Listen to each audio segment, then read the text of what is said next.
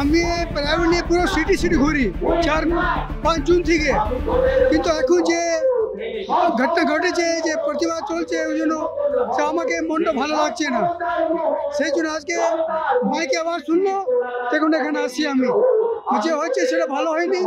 এখন যে ঘটনা ঘটেছে সঙ্গে সেটা হয়ে গেছে, কিন্তু এখন যে নতুন আরো যে পেশেন্টগুলো আছে, সেটা যে ক্ষতি হচ্ছে, সেটা যে অন্য উপার হয়ে যাচ্ছে।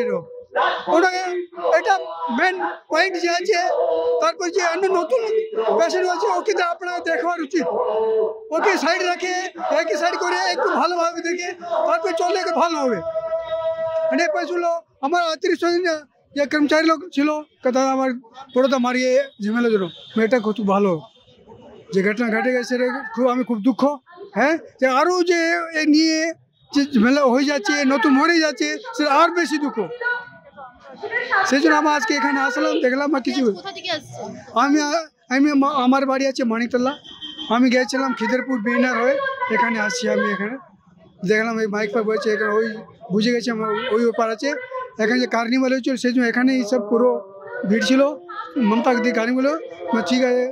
আমার এমনি পাবলিকে গাইডেন্স কিছু ভালোর জন্য, কিন্তু এখানে আসলে আমার মনও বিশাল ভালো লাগছে না। সেই সবাইকে দেখছি, সব ভালোভাবে শান্তি করে সবাইকে দেখে শুনে যাক, ছোট লোক হোক বড় হোক, যা হোক, একে ভালো দেখে শুনে একে মেলাকে শেষ করে ভালো হতো। আমি খাঁটি বাংলা বলতে পারি না, ফাটি কিছু হয় না। যে বলে এমনি কোনো মিস্টেক হচ্ছে, আমি ক্ষমা চাইছি। বাংলা হান্টের আরও খবর দেখতে নজর রাখুন। বাংলা খবর মানেই বাংলা হান্ট।